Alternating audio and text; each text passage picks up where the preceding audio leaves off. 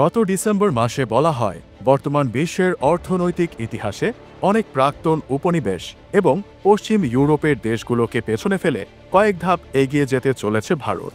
S&P global ratings পূর্বাভাস দেয় 2030 সালের আগে মার্কিন যুক্তরাষ্ট্র এবং চীনের পর বিশ্বের তৃতীয় বৃহত্তম অর্থনীতিতে পরিণত হতে চলেছে ভারত।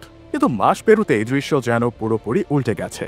এই মুহূর্তে $1 সমান ভারতীয় 86.53 রুপি। একদিন আগে অঙ্কটা 87 রুপিতে পৌঁছে গিয়েছিল। ডলারের বিপরীতে রুপি ক্রমশ দুর্বল হচ্ছে, দাম কমছে হু হু করে। প্রশ্ন হলো কেন? এই পতনের পেছনে কি কি কারণ রয়েছে? 2014 সালে $1 দাম ছিল 61 রুপি। গত 15 বছরে সেটাই 86.54 রুপিতে পৌঁছে গেছে। এই পতনের সঙ্গে বিশ্বের সবচেয়ে বড় অর্থনীতি হওয়ার স্বপ্নও যেন ম্লান হয়ে যাচ্ছে ধীরে ধীরে। স্বাধীনতার পর থেকেই ভারতীয় মুদ্রায় উত্থান পতন চলছে।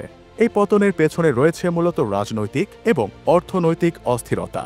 আবার বিদেশি প্রাতিষ্ঠানিক বিনিয়োগকারীরা ভারতীয় বাজার থেকে বিনিয়োগ তুলে নিচ্ছেন। এর ফলে রুপির ওপর চাপ তৈরি হচ্ছে। আন্তর্জাতিক বাজারে মার্কিন ডলার শক্তিশালী হয়েছে, ফলে অন্যান্য মুদ্রার বিপরীতে রুপি দুর্বল হচ্ছে। ভারতের রপ্তানি তুলনামূলকভাবে কম। রপ্তানি না বাড়লে বিদেশি মুদ্রা আসবে না, রুপি আরও দুর্বল হবে। ইতিহাস ঘাটলে দেখা যায় 1947 সালে স্বাধীনতার সময় ভারতীয় রুপির মূল্য ছিল মার্কিন ডলারের সমান। কোনো বিদেশি ঋণও ছিল না। 1951 সালে পঞ্চবার্ষিকী পরিকল্পনার সূচনা হয়। তখন থেকে শুরু হয় বিদেশি ঋণ নেয়ার পালা। বাধ্য হয়ে রুপির অবমূল্যায়ন করতে হয়। এরপর 18 বছর রুপির মূল্য স্থিতিশীল ছিল। 1948 থেকে 1966 পর্যন্ত ডলারের বিপরীতে রুপির মান ছিল 4.79 আশেপাশে। 1962 সালে চীন এবং 1965 সালে পাকিস্তানের সঙ্গে যুদ্ধে জড়িয়ে পড়ে ভারত। সেই যুদ্ধে বাজেট বড় ধরনের ধাক্কা খায়, ফলে কেন্দ্র সরকার ডলারের বিপরীতে রুপির মান 7.57-তে নামিয়ে আনেন। 1971 সালে ব্রিটিশ মুদ্রার সঙ্গে সম্পর্ক ছিন্ন করে মার্কিন ডলারের সঙ্গে যুক্ত হয় রুপি। 1975 সালে এক মার্কিন ডলারের বিপরীতে ভারতীয় মুদ্রার দাম ঠিক হয় 8.39 রুপি। এরপর 1985 সালে ফের রুপির অবমূল্যায়ন হয়। দাম দাঁড়ায় $1 পিছু 12 রুপি। 1991 সালে ব্যাপক আর্থিক সংকটে পড়ে ভারত। বিদেশি মুদ্রার রিজার্ভ তলানিতে গিয়ে ঠেকে। মুদ্রাস্ফীতি লাফিয়ে লাফিয়ে বাড়ছিল।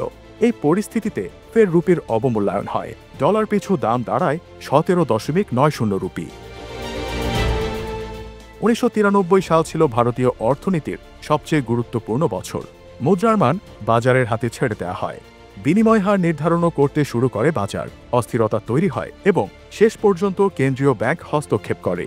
$1 বিপরীতে রুপির দাম হয় 31.37।